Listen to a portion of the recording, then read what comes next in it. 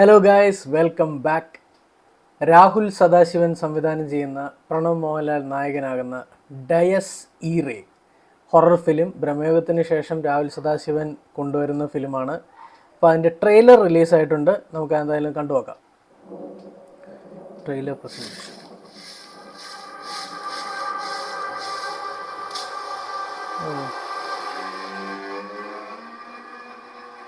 ഭീകര മ്യൂസിക് ഒക്കെയാണ്.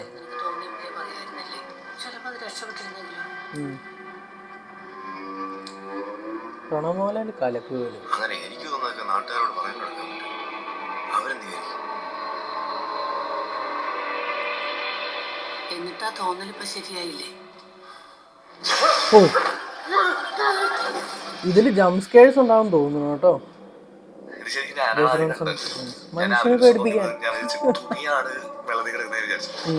ഏസ്തെറ്റ് കുഞ്ഞമ്മയുണ്ട് ഇതിനകത്ത്. ആ കുടുംബത്തിന് എന്തോ ശാപമുണ്ട് സാറേ. ആകെ ഉണ്ടായിരുന്ന ആന്തരിക അതിന്റെ അവസ്ഥ ഇപ്പൊ ഇങ്ങനെ ആയില്ലേ?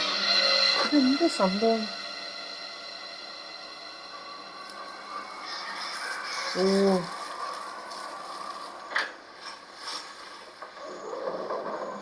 ഇതിന്റെ തിയേറ്റർ എക്സ്പീരിയൻസാണ് ഞാൻ ആലോചിക്കുന്നത്. ജംപ് സ്കെയറും കൂടെ ഒന്നുമില്ലേ? കലക്കും.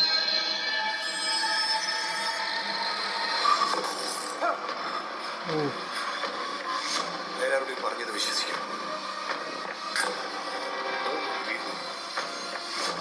എന്താണ്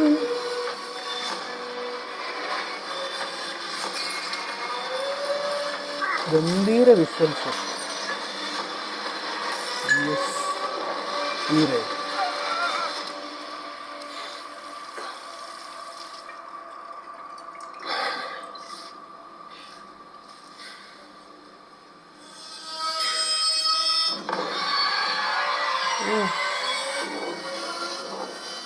The Ray of Wrath. DS series The Day of Wrath. Rahul Sadasivan. ഒരു ഇൻ്റർനാഷണൽ ലെവൽ ട്രെയിലർ അല്ലേ? Very nice.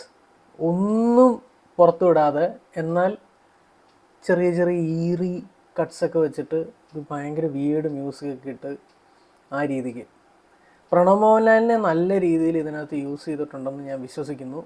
ഇത് ഒരു ഗംഭീര പെർഫോമൻസ് ആവാനുള്ള എല്ലാ സാധ്യതയും ഞാൻ കാണുന്നുണ്ട്. രാഹുൽ സദാശിവൻ എന്ന ഡയറക്ടർ പുള്ളിയുടെ ഉള്ളിലെ നടനെ പുറത്തെടുത്തിട്ടുണ്ടെന്നാണ് എൻ്റെ ഒരു വിശ്വാസം. എന്തായാലും കട്ട വെയിറ്റിംഗ് ആണ് സിനിമയ്ക്ക് വേണ്ടിയിട്ട്. ബ്രഹ്മയുഗത്തിന് ശേഷം വരുന്നതുകൊണ്ട് തന്നെ എല്ലാവർക്കും നല്ല എക്സ്പെക്റ്റേഷൻ ഉള്ളൊരു ഫിലിം കൂടെയാണ് DS ഇ റേ. അപ്പോൾ എനിക്ക് ട്രെയിലർ കണ്ടിട്ട് ഒന്നും പിടുത്തം കിട്ടിയില്ല. പക്ഷേ എന്തായാലും ഹൊററാണ്, പേടിപ്പിക്കും എന്നുള്ള സംഗതി ഉറപ്പാണ്. ആ ഒരു ഫീൽ എന്തായാലും കിട്ടിയിട്ടുണ്ട്. വിഷ്വൽസ് ആണെങ്കിലും എഡിറ്റിംഗ് ഇപ്പോൾ ചെയ്തിരിക്കുന്നതാണെങ്കിലും എല്ലാം ഗംഭീരമായിട്ടുണ്ട്. എനിവേയ്സ്, നോക്കാം. അപ്പോൾ നിങ്ങളും ട്രെയിലർ കണ്ടിട്ട് നിങ്ങളുടെ ഒപ്പീനിയൻ കമൻറ്റ് ചെയ്തേക്കുക. ചാനൽ സബ്സ്ക്രൈബ് ചെയ്യുന്ന കാര്യം ഒന്ന് പരിഗണിക്കുക. And hit the like button also. അപ്പോൾ നെക്സ്റ്റ് ഒരു വീഡിയോ ആയിട്ട് വരുന്നവരെ ബൈ.